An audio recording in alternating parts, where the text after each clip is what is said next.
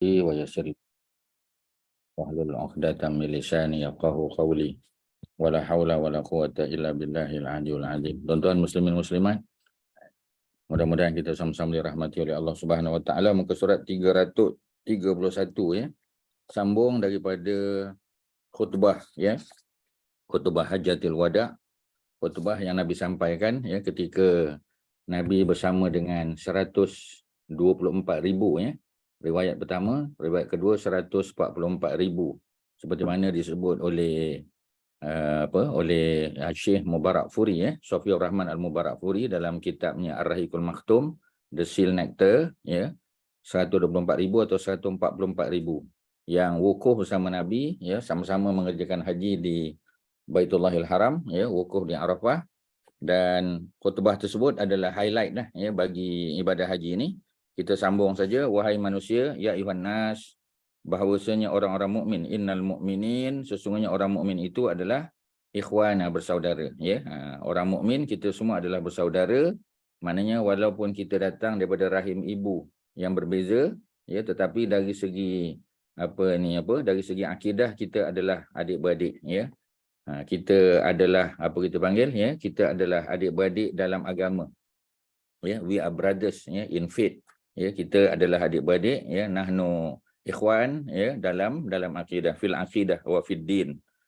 Jadi harta saudara kita ya tidak halal digunakan oleh sesiapa pun kecuali dengan kerelaan hatinya. Mana walaupun kita dengan adik-beradik kita contoh ya, kita dengan kawan kita baik sungguh ya, satu sekolah contoh ya, sama tempat bekerja, duduk satu apartmen contoh, sewa ya. Tapi harta kawan bukan harta kita. Kalau kita nak minta ataupun nak mengguna pakai, kita kena minta izin dia. Ya, unless kalau dia sudah bagi kita panggil ya, bagi persetujuan awal. Oleh kerana rumah tu rumah dia, barang-barang tu barang dia, kita menumpang di rumah dia. Dia kata, buat rumah ni macam rumah kamu lah ya, make yourself at home. Ya, nak guna apa-apa, guna aja, tak ada masalah ya. Semua macam barang kamu juga. Kalau dia kata macam tu tak apalah. Tapi kalau dia tak kata, kita kena minta izin. Ketahuilah ya, apakah aku telah menyampaikan. Jadi Nabi selalu tanya macam tu. Ya, aku dah sampaikan ke belum? Ya, jadi ya Allah saksikanlah. Oleh itu, selepas kewafatanku, kamu jangan kembali kepada kekufuran ya, yang menyebabkan kamu berperang sesama sendiri. Adakah ya para sahabat Nabi ni mereka apa kita panggil, sebahagian mereka akan murtad, akan kufur? Ya, betul ya. Banyak kabilah-kabilah Arab ya di semenanjung tanah Arab itu yang mereka keluar daripada agama ya, mereka murtad, dan seterusnya mereka berperang dengan para sahabat Nabi yang tetap beriman, yang kita panggil sebagai peperangan Riddah.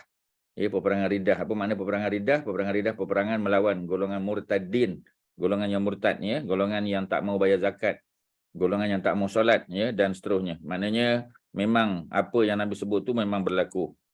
Kemudian apa lagi? Sesungguhnya aku telah tinggalkan kepada kamu satu perkara ya, taraktu fikum ya, aku telah tinggalkan kepada kamu ya satu perkara. Apa dia? Perkara itu adalah Al-Quran, kitab Allah. Jika kamu berpegang dengannya, kamu tidak akan sesat selama-lamanya ya. Kitab Allah. Ketahuilah apakah aku telah menyampaikannya. Ya Allah, saksikanlah. Ya ayuhan nas, wahai manusia, sesungguhnya Tuhan kamu hanya satu. Ya, inna rabbakum wahidun. Sesungguhnya Tuhan kamu adalah satu. Ya, inna abakum wahidun. Bapa kamu pun asalnya satu juga. Semua kamu, kullukum min Adam. Semua kamu berasal daripada Adam. Wa Adam min turab. Adam itu datang daripada tanah. La fadla li arabiyyin ala ajamin illa bittaqwa. Tidak ada ya yang kita panggil yang paling mulia. Inna akramakum indallahi atqakum. Sesungguhnya yang paling mulia di kalangan kamu adalah yang paling bertakwa. Dan tidak ada kelebihan, la fadla, tidak ada kelebihan li arabiyyin, bagi seorang Arab, ala ajamin, kepada orang ajam, illa ya bittaqwa, kerana takwa juga. Arab tak lebih mulia daripada bukan Arab. Ya, orang bukan Arab tidak lebih mulia daripada Arab, melainkan kerana takwa dia. Ya. Ketahuilah apakah aku telah menyampaikannya, ya Allah saksikanlah. Oleh itu mereka yang hadir hendaklah menyampaikan kepada yang tidak hadir. Ini perintah ya. Hendaklah orang yang hadir, macam tuan-tuan dan puan-puan yang hadir pada hari ini, sampaikan kepada orang yang tidak hadir ya. Dalam kita punya circle of influence kita lah. kepada suami kita, kepada isteri, kepada anak-anak, ya, kepada orang yang berdekatan dengan kita. Jadi bila kita dah faham sesuatu konsep ataupun idea dalam Islam tu, kita sampaikan. Wahai manusia, ya Yuhannas, sesungguhnya Allah telah menentukan hak waris daripada harta peninggalan. Jadi maknanya kalau orang itu meninggal, ada pewaris dia. Tidak boleh berwasiat untuk waris dan tidak boleh berwasiat melebihi daripada 1/3 harta. Jadi kita tak boleh wasiat, kita kata, ya, aku nak bagi semua harta aku ni kepada anak yatim, kepada masjid, kepada negeri, sebagainya, tak boleh. Ya, mana kalau nak bagi, tak boleh lebih daripada 1/3. Boleh bagi, ya, boleh infak, tapi haknya sekadar 1/3 maksimum. Ya, as-sulusu kasir. 1/3 tu pun dah banyak dah. Ya, ketika Abdullah bin Mas'ud, ya, dia sakit tenat, Nabi datang ziarah. Ya, Sa'ad bin Abi Waqqas. Ya, ketika Sa'ad bin Abi Waqqas sakit tenat, Nabi datang, ya, menziarahi dia masa di Mekah ni. Ya, ni masa di Mekah. Ya, dia menjangka dia nak dicabut nyawanya oleh Allah Subhanahu Wa Taala. Ya, jadi bila dia didatangi oleh Nabi, ya, dia cakap dengan Nabi, aku nak bagi semua harta aku ke jalan Allah. Nabi kata jangan. Ya, kemudian dia kata aku nak bagi separuh. Ya, Nabi kata jangan. Ya, dia kata nak bagi 1/3. Nabi kata 1/3 tu pun dah banyak dah. Maknanya 1/3 boleh, tapi 1/3 tu sudah cukup banyak. Ya, kerana kamu meninggalkan anak-anak kamu dalam keadaan tidak meminta-minta, itu jauh lebih baik. Maknanya jangan biarkan anak-anak kita bila mak ayah meninggal, ya, anak-anak tu maknanya meminta-minta sedekah, ya, mengharap bantuan orang lain. Ya, jauh lebih baik kita tinggalkan rumah, kita tinggalkan kenderaan, kita tinggalkan sedikit sebanyak harta supaya anak kita boleh survive. Ya, terutamanya kalau anak-anak kita masih kecil. Ya, kalau zaman sekarang orang beli apa kita panggil, ya, takaful hibah. Ya, orang sediakan tempat kediaman, ya, dah buat investment untuk education dan sebagainya. Itu zaman kita lah, ya.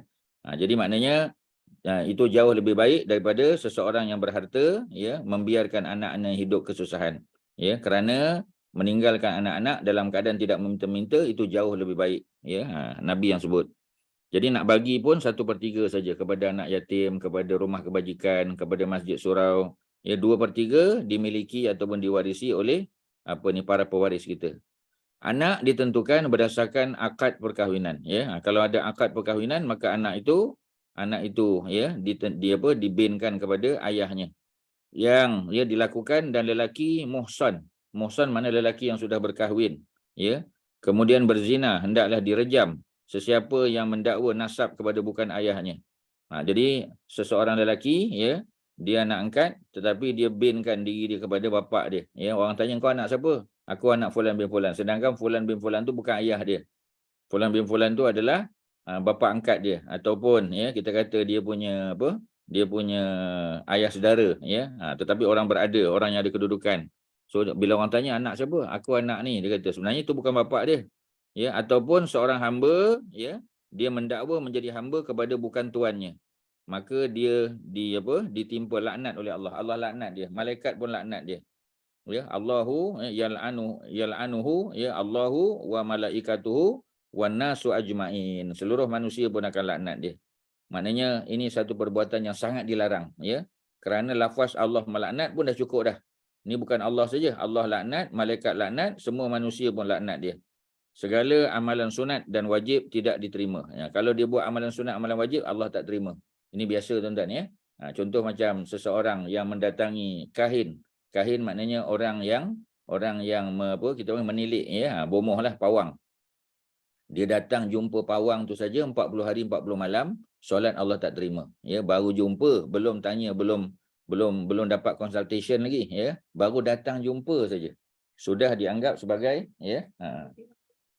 Jadi sudah dianggap sebagai apa? Sudah dianggap sebagai apa? Sebagai tidak diterima, ya, solat dia. Kalau dia percaya pula apa yang disebut oleh Tok Bomoh ataupun Tok Pawang tadi, ya, dia sudah dianggap, ya, menyalahi syariat Nabi Muhammad sallallahu alaihi wasallam. Ya, dah boleh dianggap keluar dari agama Islam dah, ya. Jadi maknanya ada perkara-perkara tertentu yang kalau kita buat, ya, kita punya solat, kita punya ibadah, ya, tidak diterima oleh Allah Subhanahu Wa Taala. Antaranya ialah seseorang lelaki yang mendakwa seseorang lelaki lain bapa dia, sedangkan itu bukan bapa dia. Seorang hamba sahaya, ya, dia mengaku dia hamba betul, tetapi dia kata aku hamba kepada Fulan bin Fulan, sedangkan Fulan bin Fulan tu bukan tuan dia. Ya, jadi semua ya akan melaknat dia daripada Allah Subhanahu Wa Taala kepada para malaikat dan kepada manusia, ya, wan nasu ajmain. Segala amalan sunat dan wajib tidak diterima. Ni yang sedih ni tuan-tuan, ya. Sebab amalan sunat wajib tak diterima. Macam tadi 40 hari 40 malam, ya. Solat wajib tak diterima. Jadi kalau solat wajib tak diterima, mana apa? Solat sunat pun tak diterima. Ya, sebab yang wajib pun tak diterima, yang sunat lagilah pula, ya.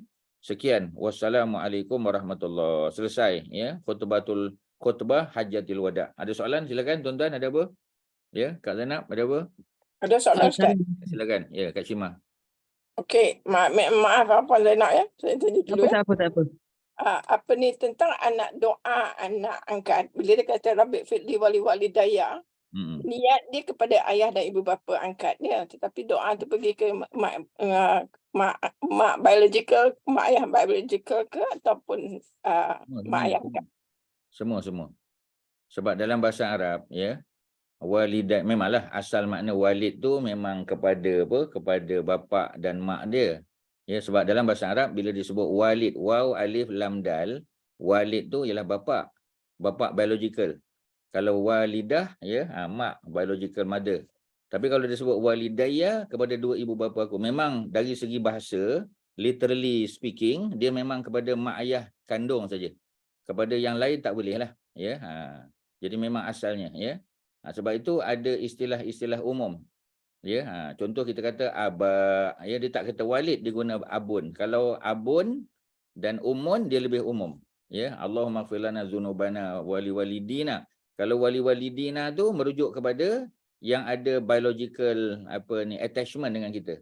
Ya, maknanya mak bapak kita, mak bapak kandung, ya, datuk nenek kita dan seterusnya ke atas, moyang semua sebagainya. Ya, kerana ada perkataan walid. Tapi kalau kita buat umum saja, ya, Allahumma ighfir lana dzunubana wali abaina wali ummahatina. Jadi tukar saja, ya. Kalau kita nak cover juga mak bapak angkat, mak bapak saudara dan sebagainya, ya, yang tak ada hubungan direct dengan kita.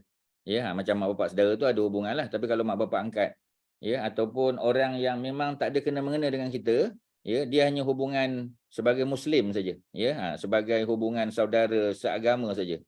So lebih baik kita guna perkataan, ya, abaina wa ummahatina. Ya, bapa-bapa kami itu termasuk bapa angkat, ya, bapa susuan dan sebagainya.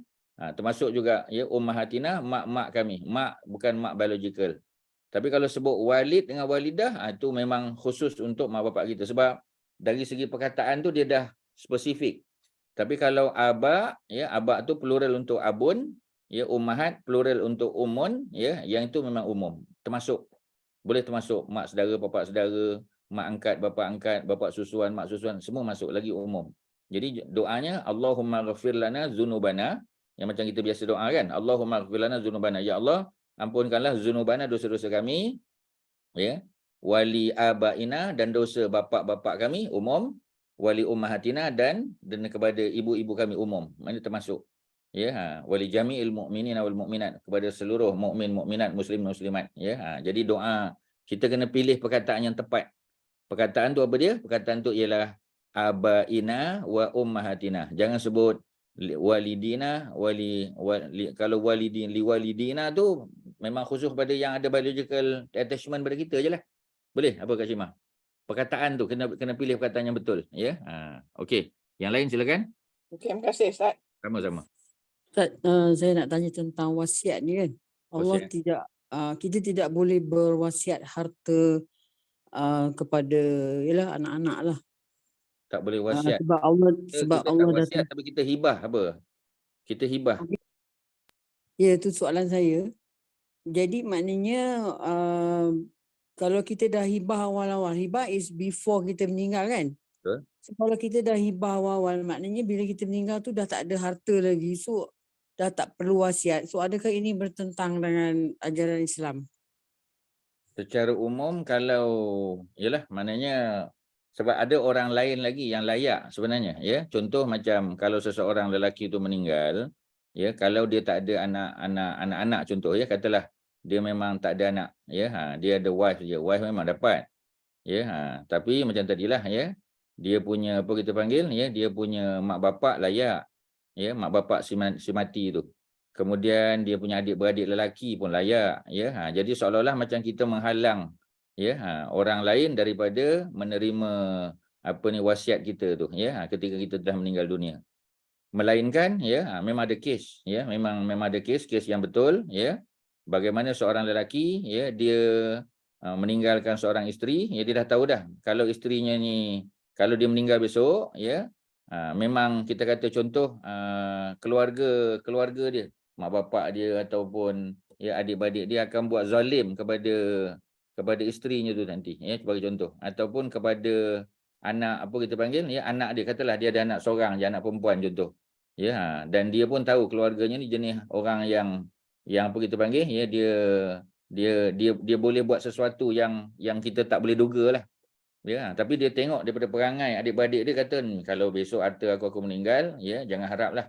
Yang anak perempuan tu pula kecil lagi, ya, dan memang tak ada kemampuan untuk mengurus harta, dia underage, ya, dia punya pak saudara, dia punya apa semua, mak bapak dah meninggal, tapi adik-beradik suami dia tu, ya, memang orang yang jenis kita kata tak ada pegangan agama lah, ya. Jadi dalam konteks tadi boleh tak, ya, dia peruntukkan siap-siap, ya, untuk anak dia yang perempuan tadi, ya, dipilih seorang pemegang amanah untuk mengurus, ya. Tapi macam tadilah, ya, kalau boleh pun maknanya tinggalkanlah juga kepada orang lain, sebab dia boleh menimbulkan kemarahan adik-beradik lain, ya. Tapi kita dah secure, ya, portion untuk anak perempuan kita tadi, ya, sebab dia anak perempuan dan dia pun di bawah umur yang tak mampu mengurus harta, kita dah hibah siap-siap, ya, untuk keselamatan dia, untuk masa depan dia. Kita dah buatkan amanah untuk dia sebagai contoh, ya. Tapi masih ditinggalkan yang lain sebab ada hak orang lain juga. Jadi kena bijaksana. Yang ni memang kena bincang dengan nilah, ya, dengan konsultan lah, ya, financial consultant, supaya dia boleh bagi nasihat yang baik. Sekarang ada banyak financial consultant yang boleh bagi nasihat yang baik berdasar pada pengalaman mereka. Sebab kadang-kadang, ya, kita tak boleh nak fikir benda kita tu, oh ada ya kes macam tu. Jadi bila kita jumpa financial consultant, dia akan bagi nasihat yang berdasar pada pengalaman dia dan tengok daripada perspektif agama macam mana. Kalau ustaz, jangan bagi semualah, ya. Jadi kita buat supaya anak perempuan kita tadi tu yang bawah umur cukup untuk dia sampai dia habis belajar, contoh kan. Paling kurang habis first degree kita kata. Cukup untuk dia belajar, tak perlu nak minta-minta daripada orang lain, ya. Dan hartanya tu secure sebab tak ada orang boleh kacau. Kalau macam tu okey. Apa Kak Nak? Ya, faham. Terima kasih Ustaz. Sama-sama, ya. Orang lain ada apa-apa silakan. Kalau ada, ya, kalau tak ada kita sambung saja. Pada hari tersebut Allah menurunkan firman-Nya. Ini yang popular lah, ya. Ayat 3 surah yang kelima suratul Maidah. Auzubillahi minasyaitonirrajim. Al-yauma akmaltu lakum dinakum. Pada hari ini aku telah sempurnakan, ya, bagi kamu agama kamu. Inilah hujah yang digunakan oleh para ulama kita untuk mengatakan bahawasanya Islam tu dah sempurna. Makna kalau masih hidup, Nabi kata puasa sunat tu Isnin Khamis, puasa sunat tu 3 bulan 4 bulan 15, ya, puasa sunat tu hari Arafah, hari Ashura, ya, 10 awal Muharram, 10 awal Zulhijjah, maknanya kekal lah yang tu, ya. Itulah agama. Tiba-tiba kalau datang seorang alim hebat, profesor macam mana pun, dia kata sebenarnya Nabi ada sebut, dia kata, ya. Tapi ini tak dapat masa Nabi hidup. Yang ni ada satu ulama daripada Yaman ke, daripada Syria ke, dia kata dia ada mimpi jumpa dengan Nabi dan Nabi bagi tahu sebenarnya ada benda tertinggal. Ya, sebenarnya ada. Ya, setiap bulan, ya, minggu ketiga, hari Selasa, ya, ada sunat puasa. Kalau itu mengarutlah. Pasal agama dah sempurna, ya. Dari segi pengurusan boleh. Contoh kita kata kalau dulu kan, dulu orang pergi haji naik kapal haji contoh. Ya, jadi naik unta, ya. Zaman sekarang ni kita tahu, ya, dari segi cuaca dah kurang, ya, sebab dengan pemanasan global, ya, dengan apa kita panggil, ya, dengan pencemaran dan sebagainya, dengan COVID, ya, dengan wabak-wabak penyakit lain yang ada. So lebih selamat kita naik kenderaan kita kata naik kapal terbang contoh, ataupun menggunakan train dan sebagainya, ya, itu tak ada masalah sebab itu pengurusan, ya. Tetapi dalam bab yang berkaitan dengan ibadah mahdoh tu, ibadah khusus tu, ya, ibadah tu tak boleh kita ubahlah, ya. Contoh kita kata nak mengubah hari, ya, contoh Nabi kata Isnin Khamis, kita kata Selasa Rabu, ya. Bukan makna Nabi tak pernah puasa Selasa Rabu, Nabi pernah puasa Selasa Rabu. Ya, tapi Nabi tidak khususkan puasa Selasa Rabu. Nabi puasa Selasa Rabu masa bila tuan-tuan? Bila Nabi puasa Selasa, Rabu, Jumaat, Sabtu, Ahad? Bila Nabi puasa? Bila Nabi kemungkinan puasa hari-hari tersebut? Apa perempuan? Bila agaknya? Ketika apa? Kak Zainab, ya. Bila Nabi puasa Selasa Rabu, contoh dia. Pernah tak Nabi puasa Selasa Rabu? Mestilah pernah kan? Tapi masa bila Nabi puasa Selasa Rabu? Agaknya masa bila? Bila dia bertepatan dengan apa, Kak Syimah? Hari putih, Ustaz. Putih. Bila Hari dia putih. jatuh pada hari putih lah. Ya, sebab Nabi pernah puasa dalam Syama'il Muhammadiyah, Imam At-Tirmizi disebut Nabi pernah puasa Selasa Rabu, pernah puasa Sabtu Ahad. Tapi bila jatuh pada hari putih. Ya, maknanya hari putih itu Isnin, Selasa, Rabu. Jadi maknanya Nabi puasa Selasa Rabu kerana dia jatuh pada hari putih. Kalau purposely Nabi nak buat, ya, puasa hari Rabu, hari Selasa, Rabu, Nabi takkan buat. Nabi akan buat Isnin dan juga Khamis, ya, 13, 14, 15. Ya, tak kira dia jatuh pada hari apa, asalkan dia 13, 14, 15. Ya, melainkan pada bulan Zulhijjah, ya, 13 tak boleh sebab dia hari tasyrik, ya. Jadi dalam bab yang berkaitan dengan agama secara khusus, ia sudah lengkap. Sebab Allah dah kata, al-yauma pada hari ini adalah pada waktu Hajjatul Wada', ya. Akmaltu, aku telah sempurnakan lakum bagi kamu agama kamu. Jadi kalau ada tambahan-tambahan tu, ya, bukanlah kita kata salah, tetapi dia tidak ikut syariat Nabi lah, ya. Dia tak ikut sunnah Nabi. Contoh kita kata kan, ya, dalam tawaf sebagai contoh. Nabi hanya ajar apa, ya? Nabi hanya ajar, ya, apa ni, zikir di antara rukun Yamani dengan rukun Hajar Aswad. Ya, Allahumma rabbana atina fid dunya hasanah wa fil akhirati hasanah wa qina azabannar. Ada tambahan Allahumma. Ya, dalam ayat Al-Quran suratul Baqarah ayat 201 Al-Baqarah, rabbana atina saja. Ya, wa minhum may yaqulu rabbana atina. Tak ada Allahumma. Tapi ketika Nabi melakukan tawaf, ya, bila Nabi sampai di rukun Yamani dengan rukun Hajar Aswad, Nabi ada tambah Allahumma. Ada sahabat dengar, Nabi kata Allahumma rabbana. Jadi yang mana satu kita follow? Ya, kita follow yang Nabi sebut tu lah. Pasal Nabi sebut tu secara spesifik ketika Nabi berada di antara dua rukun tersebut. So kita follow. Kalau ada orang nak baca rabbana atina pun tak salah. Tapi sebab Nabi sebut Allahumma, kita follow macam Nabi sebut. Okey. Tapi di antara rukun-rukun lain, ya, bila sampai Hajar Aswad, antara di Multazam, pintu Kaabah dan sebagainya tu, itu doa-doa yang dicadangkan oleh para ulama.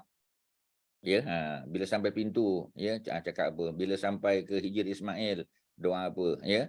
Bila di antara rukun rukun Syami, ya, negeri Syam sampai ke Yaman ni, doa-doa tu doa-doa yang para ulama cadangkan. Ya, boleh tak buat? Tak ada masalah. Tapi kalau kita nak buat doa kita sendiri, silakan. Ya, dia tak ada ketetapan. Ya, sebab tu apabila Abdullah bin Rawahah, ya, ketika dia datang buat umrah bersama Nabi, ya, pada tahun yang ke-7 Hijrah, ya, kita dah baca sebelum ni, di mana dia bersyair, ya, jadi dia bersyair pula, ya, pada masa tu. Dia bersyair itu sebagai satu bentuk, ya, satu bentuk sindiran kepada orang-orang Mekah jahiliah yang sedang melihat perlakuan ibadah Nabi ketika berada di mataf, di tempat tawaf. Jadi dia bersyair itu sebagai satu bentuk macam provokasi lah, ya, ataupun sindiran kepada orang yang dengar tu, sebab orang Mekah ni dia pandai syair. Ya, jadi oleh kerana itu disebut, ya. Dan Umar bila mendengar Abdullah bin Rawahah bersyair, dia kata cukuplah syair itu, tempat lain. Takkanlah depan Kaabah pun nak syair. Nabi kata biarkan. Da'hu ya Umar, ya, biarkan dia wahai Umar. Kerana apa? Kerana syair beliau, bahasa dia tu, ya, lebih tajam daripada mata pedang.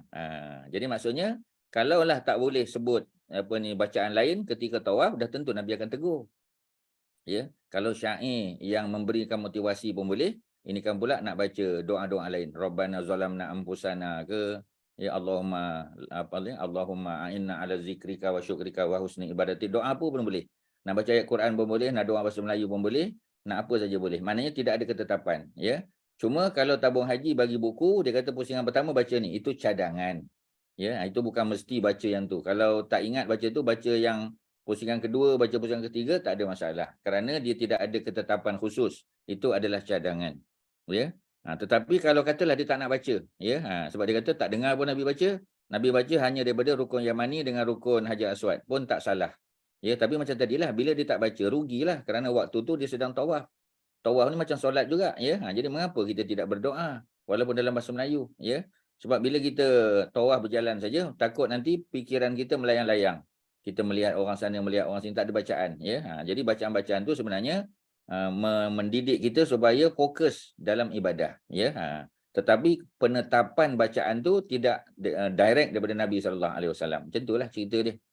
Boleh, ya? Itu yang pertama. Ya. Tentang puasa tadi. Ya. Kalau kita puasa nazar, for example, nazar ataupun puasa qada hanya pada hari Jumaat tanpa diiringi hari Khamis atau hari Sabtu, boleh ke? Ada apa? Ada larangan dalam bentuk ringan. Larangan ringan tu makna makruh. Kerana Nabi sebut dalam kitab Bulughul Maram, la takhusu, jangan kamu khususkan yaumal Jumaah, hari Jumaat tu sebagai hari ibadah kamu. Maknanya puasa sunat, ya, jangan dikhususkan antaranya pada hari Jumaat, melainkan kamu gandingkan dengan Khamis dan Sabtu. Jadi ada larangan, cuma para ulama fiqh sebahagiannya menyebut larangan tu dalam bentuk larangan makruh, dia tidaklah haram. Ya, kita tak adalah sampai peringkat mengatakan haram, kan? Tapi macam tadilah, ya, kalau dia memang puasa selang-seli, contoh Isnin puasa, Selasa buka, Rabu puasa, Khamis buka, Jumaat puasa, Sabtu buka, memang Khamis dan Jumaat dia takkan puasa sebab dia selang-seli. Kalau macam tu kesnya boleh. Tapi kalau dia sekadar atau semata-mata mengkhususkan hari Jumaat, itu ada larangan dalam bentuk makruh. Maknanya larang, bukan sebab larang ada dua. Satu larang secara absolut, maknanya haram. Yang kedua larang secara, kalau boleh jangan buatlah, ya, nama dia makruh. Sebab makruh maknanya dibenci. Mengkhususkan hari Jumaat, ya. Sebab hari Jumaat tu hari raya bagi umat Islam. Jadi bila hari raya tu biasanya kita makan, kita minum, ya, kita beribadah pada hari tersebut.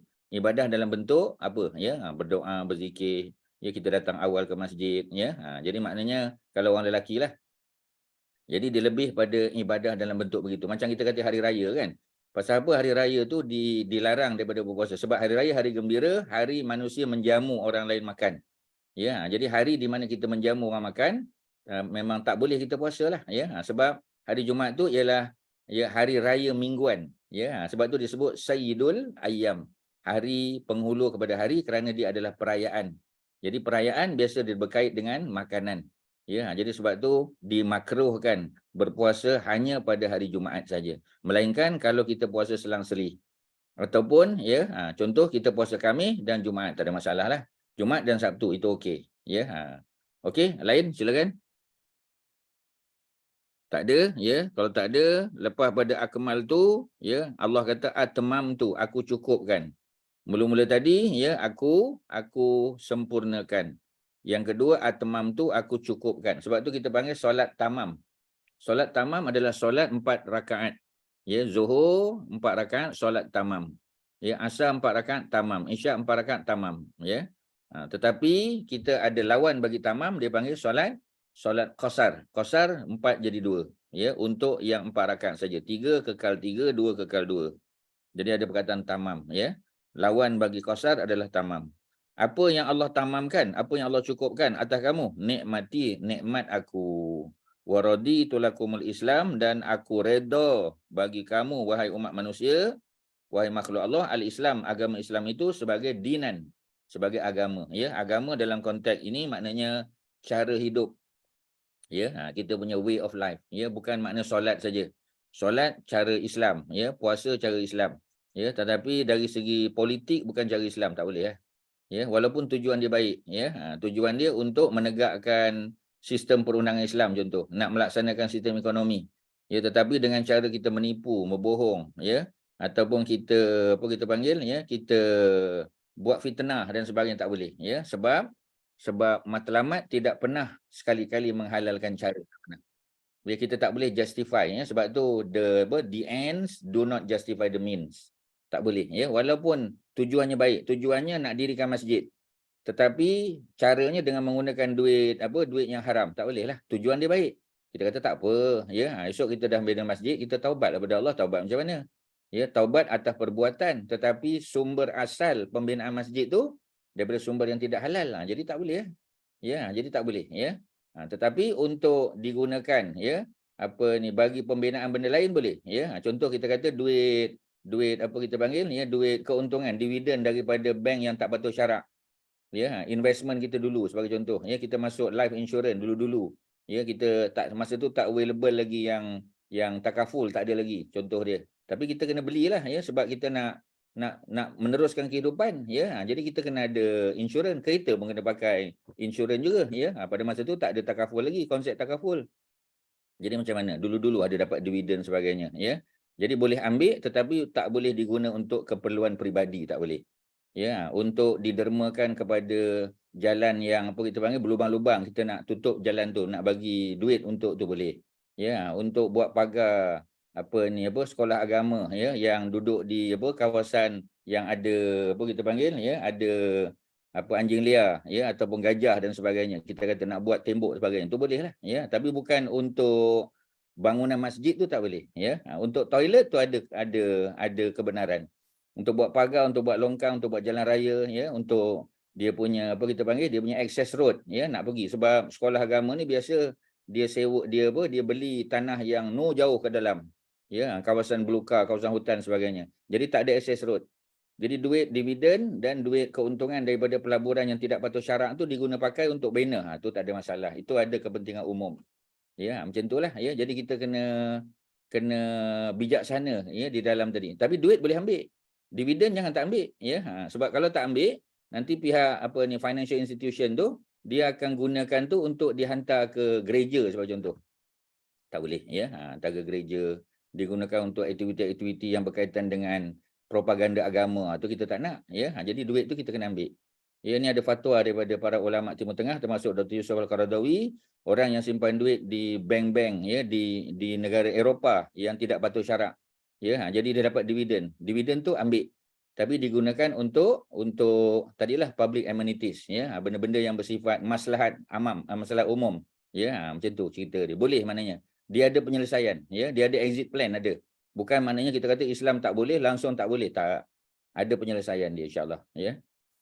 Okey, ada apa lagi ya? Nikmat sudah. Rodi, aku redha bagi kamu Islam sebagai agama, Islam sebagai cara hidup dalam semua bentuk, bukan ibadah khusus saja. Ya, dalam ekonomi, dalam sosial ya, dalam politik, dalam education, dalam semua maknanya. Agama tu macam tu. The best that we can do. Ya, kita tak mampu buat semua. Tapi jangan tinggal semua dan jangan tinggal sebahagian yang kita mampu buat. Ya, mungkin kita tak boleh kita tak boleh buat duha tiap-tiap hari contoh. Kita sibuk dengan pekerjaan kita. Tapi takkanlah tiap-tiap hari kita tinggal. Ya, ada hari kita boleh buat, kita buat. Ya. Dan ada hari yang kita buat tu, ya, kita kata kita boleh buat sampai 6 rakaat atau 4 rakaat, buatlah. Ya, mudah-mudahan ya, dia jadi bukti kesungguhan kita di hadapan Allah. Ya Allah, semalam aku nak buat tapi tak boleh, tak sempat langsung. Tak ada masa untuk aku menyelit buat ya, tapi hari ni aku buat ya Allah, dan aku buat sampai 4 atau 6 rakaat. Mudah-mudahan ya sebagai bukti sebenarnya aku nak buat semalam tapi tak ada kemampuan. Hari ni yang boleh. Ya, kita buat sungguh-sungguh macam itulah. Ya, kita tak mampu baca surah Al-Muluk setiap malam. Tapi malam-malam yang kita mampu kita baca. Ya, bukan sekadar Al-Muluk, kita baca Sajdah. Sebab dalam hadis Jabir dalam tafsir Ibnu Katsir, ya, Nabi tidak akan tidur malam ya, daripada Aisyah menyebut bahawasanya Nabi tidak akan tidur malam melainkan setelah Nabi baca apa? Nabi baca Sajdah ayat surah 32 diikuti dengan Al-Muluk surah 67. Ya, dia punya sekuen dia baca Sajdah dulu. Kerana Sajdah nombor 32. Ya, kemudian diikuti oleh Al-Muluk 67. Kalau kita baca Al-Muluk dulu salah tak? Dia tak salah. Tetapi dari segi SOP dia, kita kena baca surah yang awal-awal, kemudian diikuti dengan surah yang lebih panjang. Macam itulah ya. Sebab tu patutnya kita baca malam Jumaat baca suratul Kahfi dulu. Lepas habis suratul Kahfi baru kita baca surah Sajdah. Sebab suratul Kahfi surah 18. Maknanya agama ni dia susun. Ya, jadi susun, dia sempurnakan. Ya, boleh tak kita baca Al-Muluk dulu apa semua? Boleh, dengan syarat selepas Isyak lah.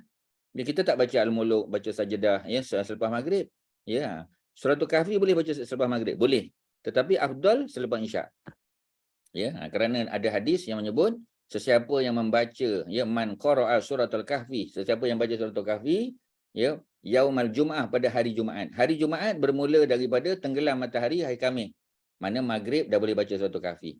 Ya, sebab di masjid kadang kalau tunggu nak baca Isyak orang tak ada dah. Dia nak baca suratul Kahfi lepas Maghrib, boleh, tak ada masalah ya. Tapi afdal baca lepas Isyak. Sebab ada hadis lain sebut, sesiapa yang baca suratul Kahfi ya pada malam, malam Jumaat. Ya, Lailatul Jumaah. Lailatul Jumaah tu bermula daripada Isyak. Malam bermula daripada Isyak. Tapi hari bermula daripada maghrib. Jadi kita kena bezakan.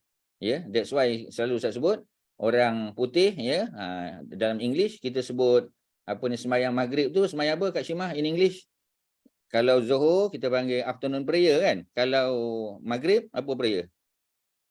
Kak Syimah? Maghrib in English.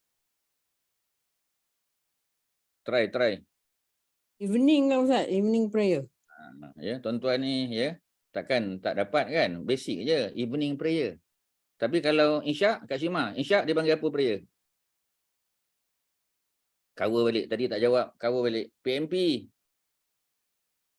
Night prayer.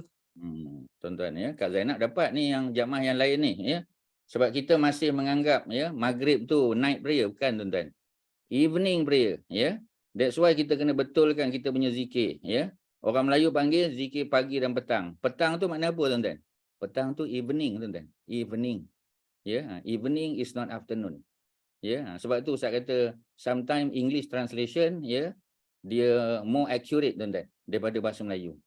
Ya, sebab tu ya kita baca tasbih tahmid ya, takbir 33 semua lepas solat. Ya, tapi qul huwallah 3 kali lepas maghrib, bukan lepas asar. Ya, maknanya evening tu merujuk kepada maghrib. Tuan-tuan ya. Sebab tu ya, bila kita buat translation in English kadang-kadang dia lagi accurate. Betul tuan-tuan terjemahan tu. Ya, Quran macam tu juga. Kadang-kadang English translation tu lebih tepat. Tapi kadang-kadang ada bahasa Melayu lebih tepat. Dia bergantung pada ayat. Ya, of course the best is Arabic lah. Tapi sebab bukan semua orang ada access Arabic, so tuan-tuan kena clear benda ni. Sebab ramai daripada orang kita, ya, dia tak dapat beza. Ya. Sebab tu dia baca apa kita panggil, ya, dia baca suratul Muluk lepas maghrib. Suratul Muluk night tuan-tuan. Ya, itu untuk night, ya, untuk night. Night tu bila? Night lepas Isyak. Maghrib, dia kata maghrib ni dah malam. Maghrib mana malam? Maghrib masih ada mega merah di kaki langit tu. Ya, jadi maknanya in terms of timing pun kadang-kadang kita tak ambil peduli sangat. Kita take for granted je. Tak boleh tuan-tuan. Ibadah ni tuan-tuan kena tahu masa dia. The best time that you do something tuan-tuan is according to apa yang Nabi tunjuk. Tuan-tuan kena ambil benda tu sebagai pegangan dalam hidup. Banyak orang tak peduli. Rugi tuan-tuan. Rugi. Ya. Kita sembahyang duha. Ya. Boleh tak sekarang pukul 12 sembahyang duha? Boleh. Sembahyang duha pukul 12 Allah terima insya-Allah. Ya. Pukul 12.45 pun boleh lagi tuan-tuan. Tapi takkanlah. Ya. Unless kalau kita sibuk pagi tadi. Ya. Duha ni pagi tadi lagi tuan-tuan. Isyraq ya 28 minit ya selepas sunrise. Ya. Tuan-tuan jangan lepaskan peluang tu. Ya. Maknanya masuk je 28 minit, tuan-tuan ambil wuduk, kalau wuduk dah batal, ya, sembahyang 2 rakaat dengan surah yang sedang-sedang saja, ya, Alam Nashrah ke apa ni, Wasyamsi Wadduhaha ke Wadduha Walaili saja. Orang kita kadang-kadang ya, dia kata dia nak apply sunnah, tapi kalau kita tengok ibadah dia kadang-kadang tak according to sunnah tuan-tuan. Ya, pasal dia take for granted. Dia kata boleh. Boleh, perkataan boleh tu bahaya tuan-tuan. What do you mean by boleh? Boleh tu makna apa? Sunat. Makna muakkad, makna apa tuan-tuan? Ya, justru kita kena detail dari segi tu, ya. Dan kita kena ubah mindset kita. Bukan sekadar buat, tetapi buat dengan cara ya yang terbaik, ya, dan waktu yang tepat.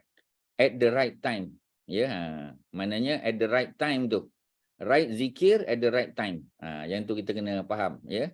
Jadi kalau dia lepas Zuhur, ya, kalau Allah sekali, itu the right zikir at the right time. Tapi kalau lepas maghrib, ya, zikir yang sama, qul Allah, tapi 3 kali. Ya, pasal dia lepas maghrib. Lepas subuh sama 3 kali. Macam itulah tuan-tuan. Ya, jadi boleh ya? Okey, ada soalan, silakan tuan-tuan. Jangan tuan-tuan diam ya, tuan-tuan kena tanya. Tuan-tuan kena respon ya. Ustaz ni Kak Wan ni nak tanya kan, kalau macam solat subuh tu kira solat pagi kan?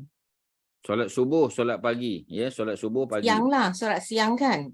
Ya, betul. Jadi lepas kita kita solat tu kan kita baca doa yang la ilaha illallah wahdahu la syarikalah tu kena baca dengan wayumit ke tak payah? Baca. Lepas Baca subuh juga. dan lepas maghrib baca. Yuhyi wa yumit baca. Untuk subuh juga. Subuh dan maghrib. Okey, terima kasih. Ya, sama ya. Tuan-tuan tahu tak apa sebab? Tuan-tuan kena memahami dia punya hikmah di sebalik tu. Zikir ni tuan-tuan, kita kena ada penghayatan. Ya, kita kena internalize, tuan-tuan. Ya, internalization tu datang daripada kita punya understanding tadi. Ya, contoh kan, pasal apa lepas subuh kita baca Subhanallah 33, Alhamdulillah 33, Allahu Akbar 33, kita tutup dengan La ilaha illallah wahdahu la syarikalah, lahul mulku wa lahul hamdu. Tadi Kak Wan tanya, ya. Yuhyi wa yumit, sebut tak? Sebut. Pasal kita baru bangun tidur. Ya, tidur itu adalah kematian, satu juzuk daripada kematian. Ada orang tidur dan meninggal dunia, ada. Ya. Sebab tu bila kita bangun daripada tidur, kita doa. Ya, segala puji bagi Allah yang telah menghidupkan aku daripada kematian, kan? Doa-doa kita biasa. Dan bila lepas subuh kita baca, ya, kerana kita baru dibangkitkan daripada tidur, daripada kematian. Sebab tu kita sebut yuhyi wa yumit. Dialah Allah yang menghidup dan mematikan, ya. Lepas zuhur tak payah yuhyi wa yumit. Lepas asar tak perlu. Lepas isyak tak perlu. Lepas maghrib perlu. Kerana apa?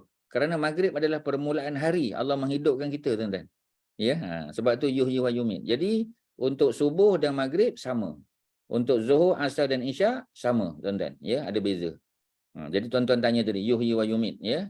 Dialah Allah yang menghidup, yuhyi wa yumit, dialah Allah yang mematikan, ya. Apa sebab baca? Sebab subuh baru bangun tidur, maghrib kerana permulaan hari. Ya, tapi belum malam. Ya, malam baca tak? Ya, malam tak perlu baca yuhyi wa yumit. Ya, hanya la ilaha illallah wahdahu la syarikalah, lahul mulku wa lahul hamdu, terus saja. Wa huwa ala kulli syai'in qadir. Yuhyi wa yumit tak baca. Ya, Imam Nawawi sebut benda ni jelas dalam kitabnya Al-Azkar. Jadi benda-benda macam tu kadang kita kurang detail, tuan-tuan. Memang nak kena berguru lah.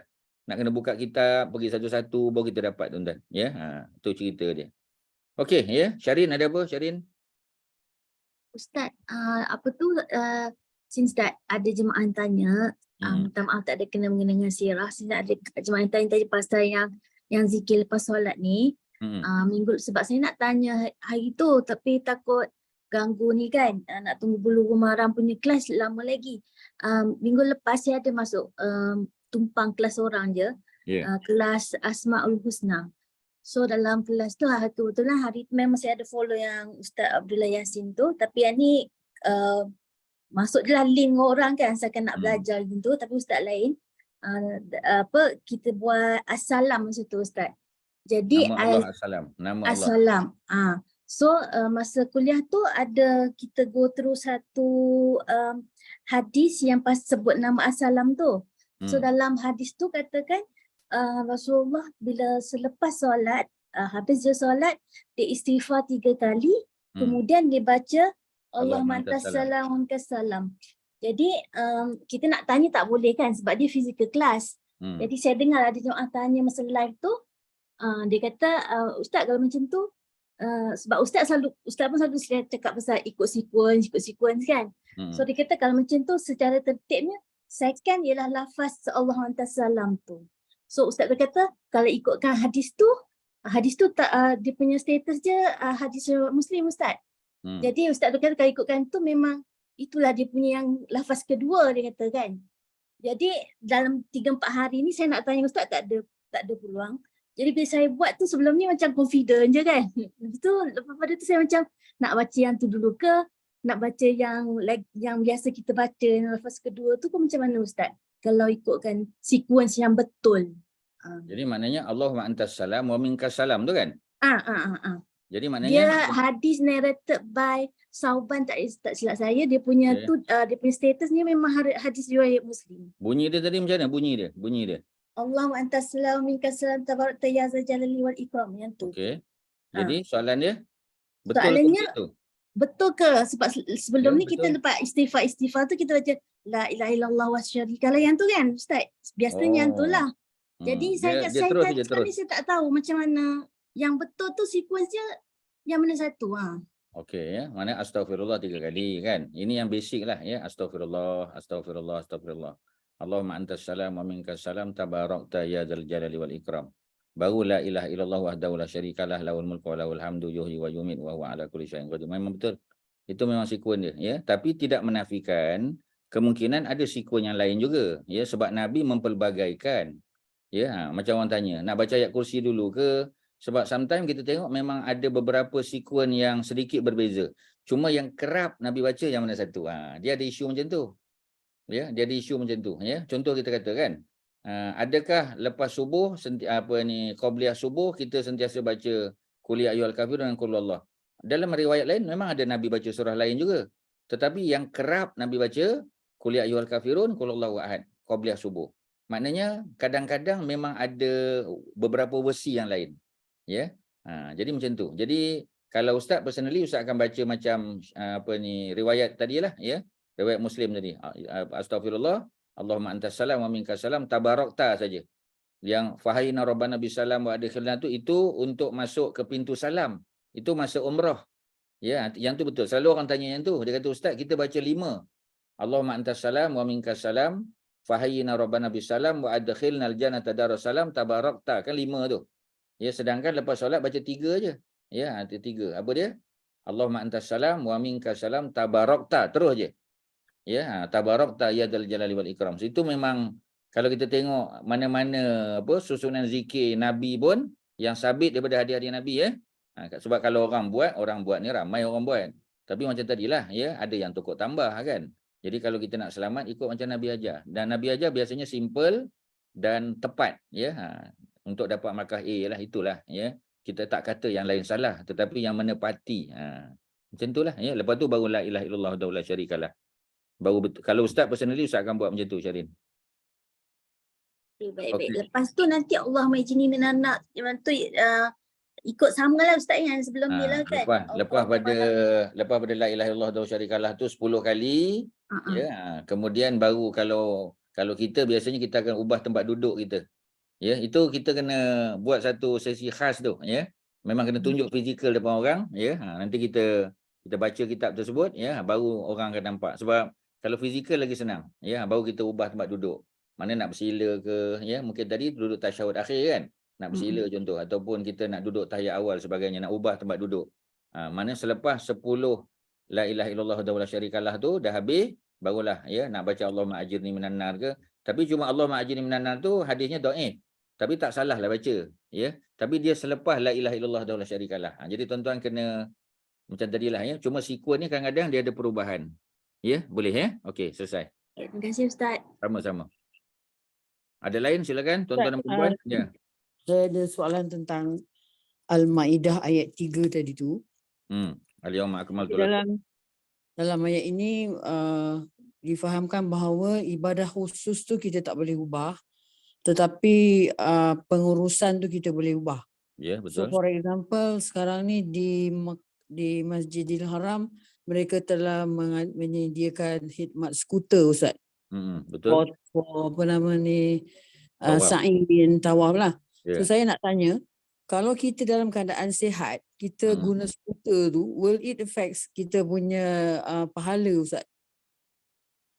Kita kias kepada orang sihat tapi semayang duduk ya. Ustaz kiaskan. Sebab nak tengok contoh skuter zaman Nabi tak ada kan ya. Tapi zaman Nabi ada kenderaan, mana Nabi pernah menggunakan unta ketika tawaf ya. Tapi tujuan Nabi guna unta tu bukan kerana Nabi tak sihat. Sebab dia beza ya, kerana bersama-sama Nabi ketika Nabi tawaf tu ada 10,000 orang. Ya, 10,000 tentera daripada Madinah ya yang datang bersama Nabi, termasuk orang Badui. Jadi kalau yang duduk di Madinah pun dah ya, orang Islam di Madinah pun dah cukup ramai dah ya, yang mereka tak isytihar agama. Ya, mereka masuk Islam tapi mereka tak isytihar lagi. Sebab peristiwa ni berlaku tahun 7 Hijrah. Mekah belum dibuka ya. Jadi Nabi masuk dengan unta, Nabi tawaf dan orang yang duduk di bawah boleh tengok. Jadi lebih daripada administration aja. Tapi kalau skuter dah tentu tak ada ya. Jadi soalan Kak Zainab tadi, adakah orang yang sihat tapi naik skuter, macam mana status ibadah dia? Allah terima ke tak? Sama macam orang sihat ya, sembahyang duduk ya, sembahyangnya sah. Cuma Nabi kata bagi orang sihat yang sembahyang duduk ya, sembahyang sunat terutamanya, maka pahalanya separuh. Ya, itu dalam bab orang sihat sembahyang duduk ya untuk solat sunat. Tapi kalau untuk solat fardu dia kena berdirilah. Ya, sebab berdiri bagi yang mampu kan, itu untuk solat fardu.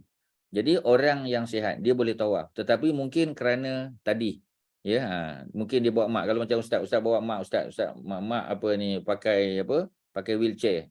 Jadi kita sihat kan. Tapi boleh tak kita pakai wheelchair duduk di tingkat yang kedua? Ya, sebab wheelchair duduk tingkat kedua. Kalau bawah berjalan kaki. Tingkat kedua boleh. Ya. Tapi mungkin dia punya pusingan tu agak jauh lah sikit. Ya, jadi kita kata macam inilah mak, ya. Mak kata kalau 7 ni tak larat ni, dah letih ni sebab nak pergi ke apa, baru balik daripada Taif contoh, ya. Sebab bila balik daripada Taif, kita boleh buat umrah ataupun kita boleh tawaf kudum saja. Mak kata tak larat, ya. Mak kata naik skuter, ada keperluan kita naik. Ustaz sihat. Tapi skuter tu mak ustaz tak boleh bawa, ustaz kena bawa, ya, berdua dengan dia. Jadi ada situasi yang macam tu, mudah-mudahan kita dapat makan penuh. Tapi kalau tak ada sebab musabab, saja-saja, ya, kita pun tak letih, tak sakit, tak demam sebagainya, ustaz tak nampak keperluan untuk guna skuter lah. Ya, kita boleh guna cara lain. Ya, kalau kita rasa di Mataf tu terlalu ramai, kita boleh naik tingkat 2, ya, bersama-sama dengan orang yang naik wheelchair. Macam itulah. Kita tak naik wheelchair, kita cuma dia punya radius dia besar sikit lah. Itu je lah. Ya, itu kalau ustaz punya pandangan lah, Kak Zainab. Ya, faham. Terima kasih Ustaz. Ya. Maksudnya kesimpulan apa? Kalau ada keperluan silakan.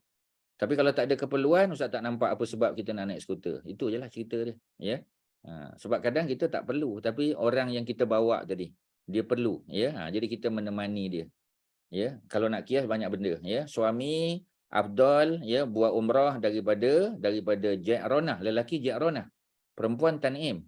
Tapi kerana isteri nak pergi ke Tan'im, ya, contoh isteri nak pergi Tan'im, nak buat umrah. Kita dah selesai dah. Kita dah tak nak buat umrah dah, ya. Tapi isteri nak pergi Tan'im. Kita temankanlah, takkan nak isteri pergi seorang. Ya, kita lepaskan dia dengan kawan-kawan dia, ya. Takut apa-apa berlaku, so kita pergi juga. Tapi kita sekadar menemani, boleh tak? Boleh. Sebab Abdurrahman abang kepada Aisyah, ketika Nabi tak dapat menemani Aisyah pergi buat umrah selepas haji, ya. Maka Abdurrahman pergi. Dan tak ada pula cerita Abdurrahman buat umrah. Maknanya Abdurrahman sekadar pergi menemani. Ya. Kalau Abdurrahman nak buat umrah, dia akan pergi ke Ji'ranah. Tapi sekadar dia menemani. Boleh? Boleh, tak ada masalah. Maknanya ada pengecualian, tuan-tuan. Ibadah ni dia bukan rigid sampai tak boleh ada langsung. Tak. Ya. Ada yang rigid macam tadi kan. Apa ni, subhanallah baca 33. Tu rigid. 33, 33, 33. Tapi ada tak ringan pada tu? Ada. Ya, Nabi pernah buat 11, 11, 11. Ya, subhanallah 11. Alhamdulillah 11, ya. Kemudian apa ni, Allahu Akbar 11. Ada. Ada tak Nabi buat kurang daripada 11? Ada. Riwayat Imam Nasa'i 10. Maknanya ada, ya, tapi bukan semua ada. Ya, macam kita kata, ada tak cerita Nabi baca ayat kursi 3 kali? Tak pernah dengar. Ya, ayat kursi memang sekali je sebab dia panjang. Ya, tapi tasbih tu boleh kita kurang, ya. Tapi ada tak Nabi baca ayat kursi selain daripada lepas solat? Ada. Nak tidur malam, contoh dia. Ya, kemudian bila lagi kita baca? Pada bila-bila masa lah, ya, dan tak ada makna khusus. Tidak ada waktu khusus yang kita kena khususkan, melainkan lepas solat dan tidur malam. Waktu lain boleh. Dalam kita naik kenderaan kan, boleh tak kita baca ayat kursi? Boleh, tapi kita dahului dengan benda lain dulu.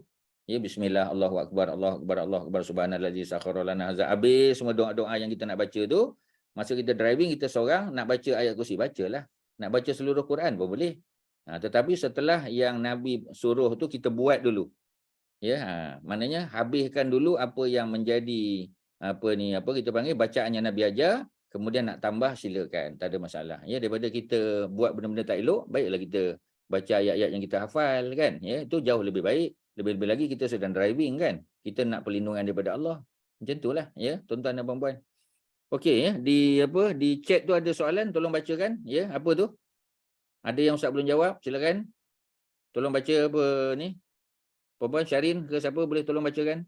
Tak ada soalan Ustaz, just macam Puan Huda cakap, ulama khilaf. Ini yang tadi itulah responding kepada keperluan untuk kita mengikut sunnah. Dia sekadar respon lah apa yang Ustaz cakap, tak ada soalan. Ya, okey, sama ya. Jadi kadang-kadang Nabi ada buat sekuen tu sedikit berbeza, ada. Nabi pernah buat.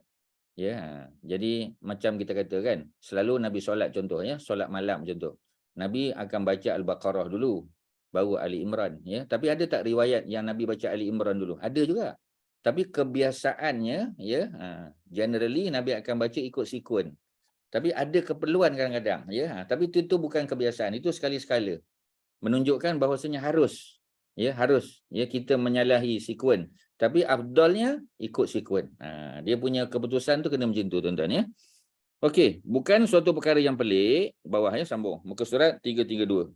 Apabila muslimin menjadikan hari turunnya ayat ini sebagai hari perayaan, betul? Ya, memang ni hari perayaan, dipanggil Aid, ya, Aid, ya, Aidun. ataupun Idun, ya. Bukan Aidun, ya, Idun. Sebab tu kita panggil Idul Fitri. Ain baris bawah. Ain yadal. Idul Fitri, Idul Adha. Ya, hari gembira. Di mana pada hari tersebut mereka menzahirkan kesyukuran kepada Allah di atas nikmat yang besar. Sebab itu pada hari raya sunat kita pakai berwarna, pakaian berwarna. Ya, bukan putih, ya. Putih hari Jumaat, betul. Tapi kalau hari raya, sebab dia punya konsep dia tu, ya, hari raya tu hari menzahirkan kegembiraan. Jadi dizahirkan kegembiraan antaranya dengan mendoakan satu sama lain, ya, menghidangkan makanan, menjamu orang dan memakai pakaian yang kita kata colourful. Cuma janganlah sampai kita kata, ya, tasyabuh dengan agama lain tak boleh, ya, menyerupai agama lain tak boleh. Ya, kemudian ada pakaian syuhrah. Syuhrah tu maknanya ada berbangga-bangga, riak dan sebagainya, itu tak boleh. Ya, jadi jangan ada elemen-elemen macam tu. Islam ni dia meraihkan, tuan-tuan. Pakailah. Ya, nak pakai macam orang Melaki, nak pakai baju Melayu pun boleh, nak pakai kemeja boleh, ya, nak pakai baju barong Filipin pun boleh, nak pakai kurta, nak pakai jubah, pakailah. Asalkan menutup aurat. Dia tidak see-through, ya, tidak ketat, ya, tidak menampakkan potongan badan sebagai contoh, ya, tidak tasyabuh dengan agama lain dan tidak ada syuhrah. Syuhrah maknanya pakaian kebanggaan. Kalau tak ada semua tu, pakailah apa pun. Ya, Islam ni mudah sebenarnya, tuan-tuan. Tetapi kalau pakaiannya pendek, menyebabkan nampak auratnya, tu tak boleh lah. Ya, dia kata saya dah pakai jubah, tapi jubah ketat. Jubah yang kita kata sendat, ya, menyebabkan nampak dia punya apa kita panggil, ya, dia punya potongan tubuh dia. Ya, jadi benda-benda macam tu kena ambil perhatian. Sebab itu, ya, kalau mak ustaz dulu, ya, masa dia tahu kita akan balik pergi main bola dulu ke apa kan, zaman-zaman dulu, ya, dia bawakan kain siap-siap. Ya, mana nak solat nanti, jangan pakai seluar tu, ya, pakai kain. Walaupun kita pakai seluar panjang, tapi mungkin dah kena lumpur sebagainya. Dia walaupun dia tidak najis, tetapi macam tadilah kita nak berhadapan dengan Allah. Ya, biarlah proper sikit. Walaupun kita tak sempat mandi, paling kurang kita ganti baju yang berpeluh-peluh tadi, tukar baju yang elok sikit. Ya, mak kita dah bawakan dalam plastik bag kita, dah masuk dah dalam tu. Ya, ada kain plekat sebagainya, ya. Jadi dari segi persediaan tu, kita sebagai mak ayah, ya, ataupun kita sebagai kakak, ya, adik-adik lelaki dan sebagainya, kita ambil perhatian benda-benda tu, tuan-tuan. Ya, even kalau dalam konteks kita mungkin kita tak ada anak lagi, tapi kita ada menantu dan kita ingatkan dia, ya, kita bekalkan. Kadang-kadang budak-budak ni kita ingatkan, dia tak ingat. So kita siapkan, ya, siap lipat kain apa semua dalam apa kita dah bagi. Kita ni nak keluar ni, kita bagi bekal ke minum apa semua sebagainya, tapi pakaian untuk solat dia macam mana? Ya, jadi benda-benda macam tu kita kena train dia daripada kecil, ya, sebab benda yang kita dah nurture dia daripada kecil, bila dah besar benda tu natural, tuan-tuan. Pasal kita dah nurture dia daripada kecil, ya. Jadi dalam bab yang berkaitan dengan ibadah ni, kita kena ambil maklum lebih sikit. Ya, kita kena peka, kena sensitif. Sebab apa? Sebab dia melibatkan dosa pahala. Sebab dia melibatkan, ya, perkara yang kita akan bawa ke akhirat besok. Kita kena ambil maklum, tuan-tuan. Tak peduli kita kerja apa, asalkan halal, silakan, ya. Jadi muslimin menjadikan hari itu hari kegembiraan, menzahirkan kesyukuran kepada Allah di atas nikmat yang besar, ya. Sebab tu, ya, orang bergembira, ya, Abu Bakar tidak bergembira. Ya, kerana apa, tuan-tuan, ya? Kerana Abu Bakar memahami apabila Islam itu sudah sempurna, nikmat sudah dicukupkan, maknanya yang membawa wahyu tu, ya, nabi tu akan diwafatkan oleh Allah. Ya, Abu Bakar melihat, ya, kita kata beyond the ayah, ya, lebih daripada ayat tadi. Bukan sekadar dia melihat, ya, kegembiraan Islam sudah sempurna, tetapi dia melihat, ya, siapa yang bawa Islam tu, ya, dibawa itu oleh Nabi SAW. Maknanya ajal Nabi sudah berada di penghujung dah, ya, dah Nabi dah nak diwafatkan. Sebab tu dia menangis, ya. Jadi bila dia menangis, ya, Umar bila melihat Abu Bakar menangis, Umar menangis, ya. Umar tak tahu sebab, tapi dia menangis. Sebab apa? Sebab dia tahu dah Abu Bakar tidak akan menangis melainkan ada perkara yang valid untuk menangis. Ya, jadi Umar menangis dulu pasal dia ambil contoh Abu Bakar tu. Ya, pasal dia apa kita panggil, dia jadikan Abu Bakar tu sebagai benchmark dia, tuan-tuan. Ya, bila selesai habis menangis, Umar tanya pada Abu Bakar, baru Abu Bakar jawab, ya. Dan Umar punya perbuatan tu betul. Ya, kerana apa? Kerana dia ikut orang yang lebih alim daripada dia, orang yang lebih tahu daripada dia. Ya. Selepas itu Rasulullah SAW meneruskan kerja haji. Maknanya haji tak selesai lagi. Ya, maknanya ni baru, ya, baru wukuf di Arafah ataupun baru sampai ke Mina, ya. Kemudian Nabi pun melontar jamrah. Jamrah ya, menyembelih, bersyukur dan tawaf. Maknanya ni baru hari yang ke-10 ni. Hari ke-10 ya, hari ke-10 mana hari kita mula-mula melontar ya jamrah yang pertama ya, satu jamrah saja dipanggil jamrah Aqabah. Ya, yang pertama saja pada hari yang ke-10 ya. Kemudian Nabi pun menyembelih. Kemudian boleh tahallul, bercukur ya. Kemudian Nabi menuju ke Mekah, Nabi tawaf. Sebagai riwayat sebut Nabi tidak tawaf melainkan pada hari yang ke-13 pun ada juga riwayat. Selepas tinggal di Mekah selama 10 hari. Mana package haji Nabi 10 hari saja. Ya, sebab tu kita tengok ya apa ni pakar jantung ya, kardiologis daripada IJN ya, kita arrangekan supaya dia boleh pergi untuk 10 hari 11 hari saja. Dia sampai dengan flight yang terakhir, penerbangan terakhir. Ya, pada 4 hari bulan dia sampai. Itu last flight ya, commercial flight. 4 ya, 4 hari bulan Zulhijjah, 5, 6, 7, 8 ya, 9 dia wukuf di Arafah. Ya. Kemudian apa ni 10 ya, dia melontar. 11, 12, 13, 10 hari tuan-tuan. Ya, jadi maknanya hari ke-11 dia boleh balik atau malam tu dia boleh balik.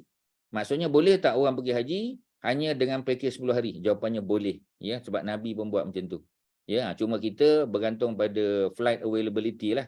Kalau ada flight ya okey, kalau tak ada penerbangan tak boleh lah ya. Maknanya apa kita panggil the earliest ya, the earliest the possible lah ya. Kalau kita tengok as soon as ada penerbangan pada hari ke-13 malam tu naiklah. Kalau tidak esok ataupun lusa. Macam itulah tuan-tuan. Tak ada hal ya. Kemudian Rasulullah bertolak balik ke Madinah. Bila melihat Madinah, baginda bertakbir sebanyak 3 kali. Ya. Jadi boleh tak kita kalau kita datang daripada umrah, daripada Mekah, kita nak pergi ke Madinah, boleh tak kita buat macam Nabi buat? Memang kita kena buat macam Nabi buat lah. Takbir 3 kali. Allahu akbar, Allahu akbar, Allahu akbar. Ya, kalau jamaah tak tahu ya, mutawif kena tolong, kena lead ya. Dia patutnya masing-masing baca sendiri, tapi sebab orang tak tahu, jadi mutawif kena lead lah ya. Mutawif kena sebut, tuan-tuan dan puan-puan, kita sudah menghampiri Madinah ya. Jadi tolong bangun daripada tidur, masing-masing kejutkan jamaah sebelah ya, dah bangun. Kemudian kita pun ya, dia pun ajar takbir 3 kali. Allahu akbar, Allahu akbar, Allahu akbar. Dia kemudian baca, tidak ada tuhan selain Allah, la ilaha illallah wahdahu la syarikalah, lahul mulku wa lahul hamdu. Ya, kemudian wa huwa ala kulli syai'in qadir. Tak ada yuhyi wa yumiit, tak ada. Sebab ni bukan lepas solat. Ya, tak ada. Kalau tuan-tuan tengok terjemahan tak ada. Kami pulang dalam keadaan bertaubat. Ya, raja'na, ya, taibin dalam keadaan bertaubat. Ya, abidin beribadah. Ya, sajidin sujud. Ya, bukan mana kita sujud tapi dalam keadaan. Ya, bukan mesti fizikal kita sujud, itu dalam bah sujud macam mana? Ya. Kepada Tuhan kami ya, kepada ilallah kami memuji ya, nahmaduhu ya, kepada Allah yang telah menunaikan janjinya ya, Allah yang telah apa kita panggil qad addallahu ahdahu, Allah dah menunaikan janjinya ya, wa nasara abdahu, Allah telah menolong hamba-Nya, wa hazamal ahzaba wahdah ya, Allah telah menghancurkan ahzab mana tentera musuh ya. Sebab apa ya, sebab memang musuh habis dah ya, kalah dah ya, mereka sudah kalah. Dengan perjanjian Hudaibiyah tu musuh dah kalah dah. Hanya dengan perjanjian Hudaibiyah. Sebab musuh tak boleh kacau. Orang Mekah tak boleh kacau Nabi. Sebab tu tahun ke-7 Nabi boleh datang umrah. Walaupun umrah 3 hari tak ada hal. Ya, maknanya recognition daripada Mekah dah ada dah. Tahun yang ke-8 Nabi buka ya, bebaskan Mekah daripada jahiliah. Itu lagi kemenangan besar. Ya, datang buat haji pula. Oh, tak payah ceritalah tuan-tuan, ni semua kemenangan-kemenangan saja. Kedatangan para utusan ya. Jadi bila habis haji maka mula berdatangan ya, apa ni, golongan badui ataupun delegasi ya daripada negara-negara lain datang untuk berbai'ah kepada baginda. Bai'ah maknanya buat janji setia, buat hubungan diplomatik. Ya, bukan mesti masuk Islam ya. Mereka boleh duduk di bawah apa ni, perjanjian dengan negara umat Islam, buat diplomatic relation ya. Maknanya tak perlu masuk Islam. Kalau nak masuk Islam most welcome. Kalau tak nak masuk ya, dia boleh buat hubungan diplomatik ya, dan kalau dia nak duduk sebagai warga negara, dia kena bayar jizyah ya. Jadi tentera Islam akan jaga keselamatan dia. Maknanya ada pelbagai cara untuk kita buat hubungan dengan negara umat Islam ni ya. Even negara umat Islam boleh tak buat diplomatic relation dengan negara komunis? Boleh tuan-tuan ya, negara-negara sosialis tak ada hal ya, sebab kita atas dasar kesepakatan cari kawan ya. Jadi jangan cari musuh ya. Mana-mana yang kita boleh buat hubungan baik, buat hubungan baik. Even dengan Yahudi boleh buat hubungan ya, hubungan. Nabi di Madinah, sebab Yahudi duduk di Madinah, Nabi buat hubungan dengan mereka ya. Tapi dalam konteks moden kita tak adalah buat hubungan diplomatik dengan Israel ya, sebab sebab lain, ya, konteks dia lain. Sebab Nabi buat hubungan dengan Yahudi kerana Yahudi itu sudah duduk dia di Madinah tu, mereka dah jadi warga negara. Ya, jadi konteksnya berbeza, ya. Tetapi setelah Nabi dapat menguasai Yahudi Khaybar, Nabi ada tak buat hubungan diplomatik dengan mereka? Ada. Ya, tapi mereka sudah duduk di bawah kerajaan negara umat Islam, mereka bayar jizyah. Malah ya, hasil tanaman mereka di Khaybar mereka bagi separuh ke Madinah, ya. Dan Nabi bagi izin mereka mengurus tanah. Jadi hubungan dia agak berbeza, ya. Jadi banyak orang tanya. Dia kata dalam sirah, Ustaz, ya, Nabi buat hubungan baik dengan orang Madinah, Yahudi Madinah, betul. Nabi buat hubungan baik dengan Yahudi Khaybar, betul, ya. Dalam konteks kita sekarang, boleh tak kita buat hubungan diplomatik dengan Israel? Tu tak boleh, tu lain hubungan dia. Ya, beza tu, ya. Sebab Israel dia menindas. Sebab itu sebelum daripada Yahudi ditawan, ya, dikalahkan di Khaybar, Nabi tak buat hubungan diplomatik dengan mereka. Setelah mereka dikalahkan, mereka duduk di bawah kerajaan negara Islam, baru ada hubungan, tuan-tuan, ya. Dan mereka kena bayar jizyah. Mereka tak bayar zakat kan, sebab mereka bukan Muslim. Jadi hubungan terbangsa tu, tuan-tuan, Ustaz, benda-benda macam ni kita kurang ambil perhatian. Ya, jadi bila datang hubungan terbangsa dalam konteks moden, kita kadang-kadang tak dapat membaca sirah tu, ya. Sirah tu ada, cuma kita kena sesuaikan, tengok tempat dan masa. Dan hubungannya agak berbeza, ya. Yahudi di negara kita tu lain. Ya, boleh tak kita bagi kewarganegaraan Malaysia kepada orang Yahudi yang memang dah duduk kat sini? Tu boleh, ya. Lepas dia duduk di sini, ya, dia dah berpuluh-puluh tahun duduk di Malaysia. Tapi boleh tak orang luar Israel nak minta kewarganegaraan, melainkan dia masuk Islam macam tu? Ya, masuk Islam, ya, Islamnya baik, kita kata boleh tak? Boleh. Kahwin dengan orang Yahudi pun boleh. Kalau tidak, takkan Imran Khan, bekas Perdana Menteri Pakistan, kahwin dengan Jemimah tu. Ya, Jemimah tu masuk Islam, ya. Dan dia pun jadi muslimah yang baik, tuan-tuan.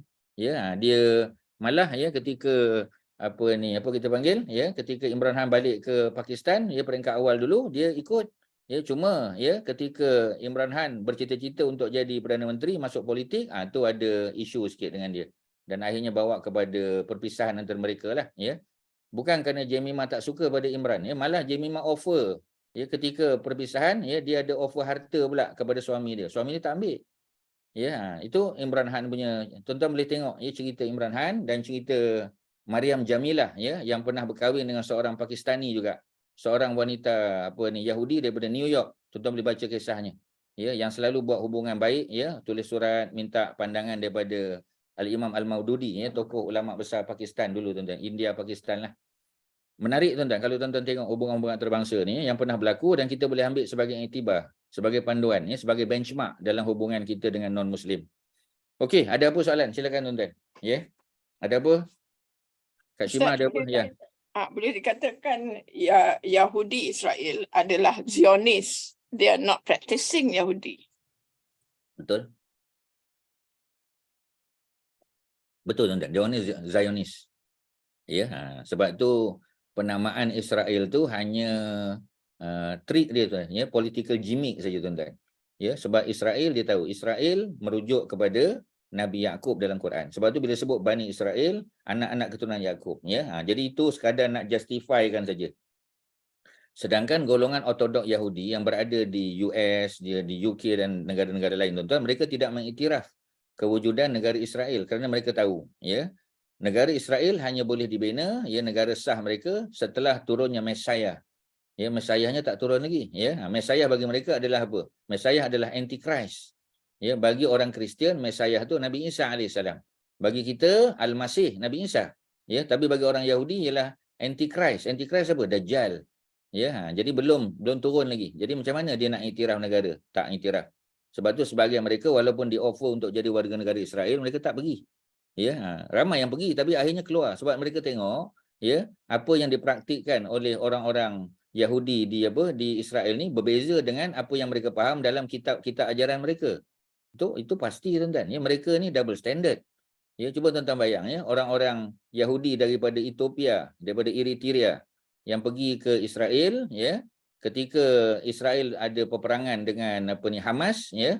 Jadi bank darah mereka memerlukan darah, ya, sebab banyak kecederaan, tentera ada yang terbunuh, ya, ada yang tercedera sebagainya. Jadi warded, hospitalized, ya. Mereka minta bantuan masyarakat untuk derma darah, ya, untuk tambah bekalan darah dalam bank darah mereka. Apa yang berlaku tuan-tuan ya? Jadi yang daripada yang kita panggil black Jews ya, yang daripada Eritrea, Ethiopia ya, mereka datang nak derma darah. Tak diterima tuan-tuan. Sebab mereka ni dianggap sebagai warga negara kelas kedua. Ya, kerana berbeza kulit mereka ya. Yang diterima yang kita panggil ya, yang Caucasian tuan-tuan ya, yang kulit putih. Ya, jadi di situ pun kita nampak ada double standard. Sebab tu kita tengok ramai yang datang daripada Yaman ya, Yahudi Yaman, Yahudi Afrika semua sebagainya. Sebahagian mereka balik ke negara mereka. Mereka tak setuju. Ya, sebab praktik yang dibuat oleh mereka ni lebih pada politik ya, dia Zionis tuan-tuan. Betul ya Kak Syima sebut tadi. Dia bukan nak pegang pada agama Taurat, bukan tuan-tuan. Ya, sebab mereka tak pakai Taurat, mereka pakai Talmud. Talmud tu adalah macam tafsir kepada Taurat. Sebab tu dalam Talmud tu banyak penyelewengan. Pasal Talmud ditulis oleh para ulama mereka yang ada kita panggil ya, yang ada kita kata political inclination ya, ada tujuan lain tuan-tuan. Jadi tuan-tuan kena ambil perhatian benda-benda macam tu. Ya, ada lain silakan. Ustaz, ada tak ayat Al-Quran tentang hibah? Tentang hibah ada ya. Cuma banyak hibah ni duduk dalam hadiah-hadiah Nabi lah. Ya, nanti ada peluang nanti kita cerita lebih detail ya, bab yang berkaitan dengan hibah ya. Nanti kalau ada nanti Ustaz share pada Kak Zainab ya. Kita baca kedatangan para utusan ya, sama. Kedatangan para utusan Arab menemui Rasulullah ya. Apa tu yang doa tadi tu, boleh tak Ustaz confirmkan? Saya baca sebab saya ada dia punya ni, tak tahu betul ke tak yang tu. Yang doa tadi tu yang Ujung tadi. Aibun, taibun, abidun, lirabbina hamidun. Betul ke yang tu Ustaz? Mungkin samalah ya. Cuma kalau Ustaz, sebab Ustaz terjemahkan, kami Dia pulang tak ada dalam keadaan tu. Sebab tu ditulis taibun ni. Aibun, taibun, abidun, lirabbina hamidun. Tapi tak ada Ada sudut. sikit. Ada sikit beza tu. Ya, kalau tengok terjemahan sini, dia 3 je ya. Taibun, ya, abidun, sajidun. Hamidun tak ada. Ya, itu lebih pada doa macam doa kita pulang daripada Pulang dari perjalanan tu. musafir. Macam mana? Pulang daripada musafir, hadis riwayat Muslim. Lain lah Betul. Ustaz bukan yang ni Rasanya lain ya, sebab yang itu aibuna, taibuna, abiduna, lirabbina hamidun tu, itu doa, sebenarnya itu doa naik kenderaan bila kita sampai destinasi. Masa kita pergi, kita baca doa ya, balik itu kita baca doa yang sama tapi kita tambah. Ya, kita tambah tadi aibuna, taibuna, hamidu abiduna lirabbina hamidun tu, ya, itu doa ketika kita sampai di destinasi, doa naik kenderaan juga. Ya. Cuma ni doa ni ada lain sikit. Ya, pasal dia patutnya dia tak baca taibun, dia baca taibin. Ya, pasal keadaan tu. Ya, ni ada kaitan dengan bahasa Arab lah, sebab tu bila Syirin cakap, Ustaz kata mungkin yang lain lah tu, ya, doa musafir biasa. Yang ini doa khusus. Yang ini Ustaz, tolong Ustaz lagi sekali Ustaz. Macam mana Ustaz yang ini yang suruh balik? Nanti Ustaz cek dulu ya. Sebab mungkin ada lafaz yang khusus. Sebab terjemahan ni kita takut kadang ada missing, ada tertinggal terjemahan. Jadi Ustaz kena cek dulu ya doa ni. Nanti Ustaz share lah kalau ada nanti peluang Ustaz share ya. Okey, jadi Rasulullah pada tahun itu ya, Nabi kita tahulah ya, sebab gangguan orang Quraisy dah tak ada. Ya, mereka sudah habis modal kita kata ya, dah ada hubungan diplomatik. Ya, mereka datang bai'ah, ya, mereka menyatakan keislaman, mereka datang dalam keadaan berkumpulan. Disebabkan ya, cerita mengenai kedatangan para utusan mengandungi pengajaran yang berguna. Kami berpendapat ni kata Syekh Muhammad Khudari Beg, pengarang kitab ni ya. Dan beliau ni tuan-tuan, dia adalah hakim mahkamah tuan-tuan ya. Yang menulis kitab kita ni dia hakim mahkamah, pernah bekerja di Sudan ya, sebab dulu Sudan part of Egypt tuan-tuan. Sudan dulu untuk pengetahuan tuan-tuan, dia part of Egypt. Ya, kerana Sudan colonized by the Egyptian. Sebab tu orang Sudan tak suka orang Egypt. Pasal dia pernah dijajah. Ya, macam orang Korea dengan Jepun contoh. Ya, dia tak suka orang Jepun. Ya, orang Cina contoh dengan Jepun dia tak suka pasal dia pernah dijajah. Ya, macam kitalah sama ya. Tapi itulah ya, orang Melayu ni dia senang memberi maaf. Ya, dia mudah sangat. Bagus orang Melayu ni ya. Dia yang dulu-dulu tu let bygone be bygone dia kata ya. Kita buat hubungan baru balik ya. Tak ada hal. Ya, tapi negara-negara lain mungkin dia punya kebencian tu agak menebal ya. Okey, utusan Najran, ya. Najran satu lokasi nama tempat di Yaman. Najran orang Yaman dan mereka adalah Nasrani, ya. Mereka agama Kristian. Kristian dululah, ya. Kristian dulu kita panggil Nasrani. Kristian sekarang kita panggil Masihi. Kristian dulu Nasrani, ya. Plural dia Nasoro.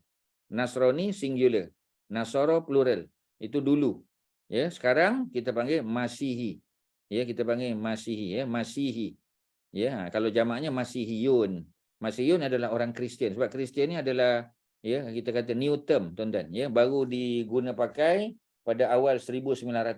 Sebelum ni tak ada perkataan Kristian. Ya, dulu kita tak pakai perkataan tu, ya. Baru saja digunakan Christianity ni. Jadi di antara para utusan yang datang menemui Rasulullah ialah utusan Nasrani Najran. Jadi mereka Nasrani. Bilangan mereka 60 orang, ya, penunggang. Jadi datang dengan 60 orang datang. Mereka masuk masjid dengan memakai pakaian labuh berselirik. Ya, pakaiannya labuh, ya. Maknanya berselirik ni dia boleh, bila ditarik tu dia menyapu lantai sekali. Pakaian luar diperbuat daripada sutera, ya. Mereka pakai cincin emas ni orang lelaki ni, ya. Mereka juga membawa permadani yang diukir di dalamnya gambar-gambar patung, ya, dan pakaian bulu untuk dihadiahkan kepada Rasulullah. Tujuan dia baik, ya. Sebab dia tak tahu, ya. Dia tak buat homework tentang Islam. Sebab tu kita bila nak pergi satu tempat, kita kena buat homework lah. Kita nak kena tahu budaya orang situ, ya. Kita nak pergi satu tempat, ya, walaupun dia Muslim, tapi kita tak tahu budaya dia macam mana, ya. Orang Aceh sebagai contoh, ya, orang Sumatera kan, ya, orang apa kita panggil orang Minang contohnya, Jawa dan sebagainya. Jadi masing-masing tu ada budaya yang berbeza yang kita kena buat homework lah sikit. Ya, sebab Nabi macam tu, ya, Nabi raikan, ya, tetapi macam tadi ada dia punya the do's and the don't dia ada. Jadi mereka datang, baginda menerima pakaian bulu dan menolak permaidani. Sebab permaidani itu ada, permaidani tak salah, ya. Yang Nabi tolak tu bukan sebab dia permaidani. Yang Nabi tolak tu kerana ada gambar-gambar patung. Yang itu, tuan-tuan. Ya, even masa Aisyah dapat hadiah kan, macam kita kata apa ni, tirai, ya, tapi tirai itu ada gambar burung, ya, ada gambar binatang. Ya, maka apa ni, bila Nabi solat di rumah, Nabi tak khusyuk. Nabi tanya, Nabi tegur, ya. Jadi dia kata ada orang bagi hadiah. Ya, Nabi suruh dibahagikan dua. Mana dipecah dua gambar binatang tu, kemudian dibuat sarung bantal. Ya, sebagai riwayat kata cadar, ya. Jadi maknanya nak bagi tahu bahawasanya kita tak boleh apa ni, lukis gambar yang sempurna. Ya, macam baju kita lah, ya. Jadi kalau ada gambar burung, ya, takkan kita nak buat solat gambar burung tu, ya. Memang tak, jangan belilah. Ya, sebab tu kalau ada motif dia, motif burung, ya, tu kalau boleh kita elak. Kelawar, kupu-kupu, ya, tak boleh. Walaupun kadang kita pergi Egypt contoh kan, kita beli baju dekat dia punya cotton, ya, cotton apa kita panggil, ya, cotton castle dia tu, ya. Kita beli kat situ. Kemudian dia apa kita panggil, kebanyakannya ada gambar piramid tak apalah, tak ada masalah kan, sebab dia bangunan. Tapi kalau ada gambar unta kita kata, ya, gambar binatang-binatang, ikan dan sebagainya, itu tak boleh lah, ya. Pasal Nabi pernah menegur Aisyah, ya. Jadi Nabi tak terima. Kemudian apa lagi, ya, bila tiba waktu solat, mereka solat di dalam masjid menghadap ke arah timur, Baitul Maqdis. Ya, mereka menghadap ke timur. Setelah selesai solat, Nabi mengajak mereka memeluk Islam. Jadi maknanya mereka dibenarkan masuk masjid. Ya, jadi non muslim ni kita kena pelawa mereka masuk. Kita kena dialog dengan dia. Ya, kita kena ajak, ya, mereka untuk melihat apa yang kita buat dalam masjid. Kita tak ada patung, ya. Kemudian Nabi ajak mereka memeluk Islam, mereka menolak. Kami menjadi muslimin sebelum kau lagi. Betul lah. Ya, dia dah masuk Islam lebih lama lagi. Maknanya agama Nabi Isa. Tapi ya, mereka lupa, ya, setelah Nabi Muhammad muncul, Nabi Muhammad dilantik, mereka kena beriman dengan agama Muhammad pula, ya. Jadi macam tu, ya. Rasulullah menjawab 3 perkara yang menghalang kamu daripada mengaku Muslim. Kamu menyembah salib, ya. Kamu memakan daging babi dan kamu menyangka bahawa Allah mempunyai anak. Itu kesalahan mereka, ya. Yang pertama, sembah salib, ya. Salib itu ada Nabi Isa punya itulah, ya. Tempat Nabi Isa ada patung kecil Nabi Isa atas salib tu, mereka makan babi tu dari segi hukum, dan menyangka bahawa Allah mempunyai anak. Ni bab akidah ni yang paling teruk sekali lah. Ya, allazina takhaza, ya, lillahi waladan, ya, dia menganggap bahawasanya Allah ada anak. Ya, mereka bertanya siapakah yang mempunyai persamaan penciptaan dengan Nabi Isa? Sebab mereka bangga kerana Nabi Isa bukan macam Nabi Muhammad. Nabi Muhammad ada mak bapak, Nabi Isa tak ada bapak, ya. Jadi adakah yang lebih mulia daripada Nabi Isa? Nabi kata ada. Ya, siapa dia? Allah, Nabi baca Ali Imran ayat 59. Ya, auzubillahi minasyaitonir rajim. Inna masala Isa indallah. Sesungguhnya perbandingan kejadian Nabi Allah Isa di sisi Allah kama sali Adam, macam Nabi Adam juga. Tapi Adam lagi hebat. Sebab Adam bukan sekadar tak ada bapa, mak pun tak ada. Nabi Isa paling kurang ada ibu. Masih dikandungi, dikandung oleh mak dia dalam perut 9 bulan 10 hari. Maknanya normal lagi. Kelahirannya normal, cuma dia tak ada bapa. Nabi Adam langsung tak ada, dua-dua tak ada. Siapa lebih hebat? Nabi Adam lagi hebat. Tapi bukan itu untuk kita berbangga-bangga, bukan. Jadi khalaqahu min turab. Allah cipta Nabi Adam daripada turab, daripada tanah. Summa qala lahu kum fayakun, lagi hebat. Dan Allah sebut kepada tanah tersebut, Allah kata berkun, jadilah, fayakun, maka jadilah Nabi Adam AS. Jadi kalau nak banding dengan Nabi Isa, Nabi Adam jauh lebih hebat lagi. Tetapi adakah bila kejadiannya begitu dia lebih mulia? Tak mesti. Nabi Muhammad SAW lagi mulia, Sayyidul Anbiya wal Mursalin. Jadi benda-benda macam tu perlu diambil perhatian sikit lagi tuan-tuan. Untuk menampakkan bahawa mereka sendiri tidak yakin dengan pegangan mereka, Allah menurunkan firman. Ni ada cerita mubahalah dia panggil. Mubahalah. Tadi Kak Zainab tanya pasal hibah. Nanti ada peluang kita cerita lebih detail. Ni mubahalah. Mubahalah ni mana kalau dua-dua pihak mengaku betul. Jadi dua-dua pihak tampil bawa family mereka bersumpah di hadapan Allah. Dengan sumpah terakhir itu laknat. Siapa yang berbohong maka Allah akan kenakan laknat kata mereka. Apa bunyi ayatnya? Auzubillahi minasyaitonir rajim. Faman hajjaka, maka sesiapa yang berhujah, berdebat dengan kamu wahai Muhammad, fihi min ba'di ma ja'aka minal ilmi. Jadi mereka berbantah tu tentang Nabi Allah Isa alaihissalam. Jadi setelah datang ilmu pengetahuan, Nabi dah cerita dah. Nabi Isa ni bukan anak Tuhan. Nabi Isa ni ialah anak Maryam. Kejadiannya macam kita sedia maklum. Jibril datang atas perintah Allah, tiupkan roh ke dalam rahim Maryam, maka mengandunglah Maryam, lahirlah Nabi Isa. Jadi dia bukan anak Tuhan. Kemudian faqul ta'alau, maka kalau mereka tak boleh terima, mari kita sama-sama nak berhujah, menegakkan kebenaran masing-masing. Maka katalah ta'alau, mari kita nad'u abna'ana, kita bawa anak-anak kita. Wa abna'akum, dan anak-anak kamu. Wa nisa'ana, bawa isteri-isteri kita. Wa nisa'akum, isteri kamu. Wa ampusana, kita pun datang juga. Wa ampusakum. So mana bertahil, kemudian kita pun mubahalah. Mubahalah ni maknanya masing-masing menyebut nama Allah. Dan fana ja'al, kita menyebut laknat Allah alal kazibin, atas orang yang berdusta. Mari kita, kalau berani, sama-sama kita pergi tengah padang, kita bawa masing-masing punya anak, bawa isteri masing-masing, bawa diri masing-masing. Kita berhujah di hadapan Allah. Dan yang terakhir, kalau kami berbohong, maka laknat Allah akan menimpa kami. Berani tak? Ali Imran ayat 61. Di hujung perbincangan kita, Rasulullah SAW mengajak mereka untuk melaksanakan apa yang dinyatakan oleh Allah. Tetapi mereka menolak, tak berani mereka. 60 orang daripada Najran tadi, yang datang ni padri-padri ni. Padri-padri, orang-orang, orang-orang gereja mereka. Orang-orang baik. Clergyman kita panggil kan. Clergyman ni maknanya orang baik lah, bukan mesti priest, bukan mesti apa kita panggil, bukan mesti mereka ni orang-orang terpilih, bukan padri, tak mesti, tetapi mereka orang gereja, orang baik. Dan mereka menolaknya, bersetuju untuk bayar jizyah. Nak bayar jizyah. Jizyah maknanya mereka tak masuk Islam, tapi mereka nak duduk di bawah perlindungan, jaminan keselamatan negara umat Islam. Iaitu 1000 senjata yang diserahkan pada bulan Safar dan 1000 lagi pada bulan Rejab. Mereka tak bagi semualah. Mereka bagi 2 kali kita panggil penyerahan tu. Setiap kali serahan dilakukan, ia hendaklah disertakan dengan 1 uqiyah perak. 1 uqiyah perak, tak tahu berapa ukuran dia. Kemudian mereka berkata, hantarkan bersama kami seorang yang dipercayai. Maka Rasulullah pun menghantar Abu Ubaidah Amir bin Al-Jarrah. Nama sebenarnya Amir bin Al-Jarrah. Nama sebenarnya Amir bin Abdullah bin Al-Jarrah. Tapi dia lebih dikenali sebagai Abu Ubaidah. Yang nombor 9 di Jamin Syurga. Ada 10 kan? Abu Bakar, Umar, Osman, Ali. Nombor 5 Abdul Rahman bin Auf. Nombor 6 Sa'ad bin Abi Waqqas. 7 Az-Zubair. Yang ke-8 Talhah bin Ubaidillah. Nombor 9 Abu Ubaidah Amir bin Al-Jarrah. Oleh sebab itu beliau digelar sebagai Amin Hazihil Ummah.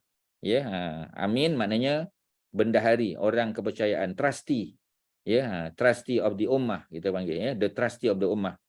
Jadi beliaulah, ya, orang yang amanah yang Nabi hantar untuk menerima, ya, apa ni, pembahagian apa tadi, penyerahan 1000 senjata, ya, pada bulan Safar dan 1000 lagi pada bulan Rejab, ya, dan hadiah-hadiah lainlah, ya, untuk pada Nabi SAW. Habislah tuan-tuan untuk apa hari ni, ya, selesai di muka surat 334. Kalau ada soalan silakan.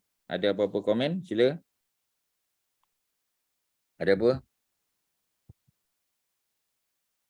Ustaz, jizyah ni bukan dalam bentuk duit ni Ustaz Dia bergantunglah, ya. Kadang-kadang dia buat dalam bentuk wang emas. Ya, mungkin wang emas, wang perak, ya, dalam bentuk macam itulah. Macam kita dulu zaman kerajaan Kedah, ya, bayar ufti kepada kerajaan Siam kan. Ya, dia buat dalam bentuk ufti tu, pokok tu lah, ya. Pokok apa kita panggil, macam pokok ada daun emas tu kan, ya. Macam mana perkiraan dia itu atas persetujuan lah, ya. Tapi sebab kalau dulu, ya, sebab mata wang dia banyak dinar dan perak, jadi mungkin dibuat dalam bentuk macam mana tak pasti, ya. Tapi maknanya ada lah. Macam tu. Okey, ada apa lagi? Ustaz, yang Ustaz kata tadi mubahalah tu macam sumpah laknat lah Ustaz kan? Sumpah laknat, betul. Sebab Kalau masing-masing menegakkan hujah masing-masing, last sekali baru sebut laknat tu.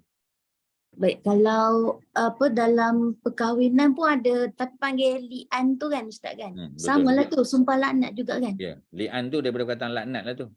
Li'an tu dia punya apa kita panggil, ya, li'an tu dia punya plural form untuk laknat.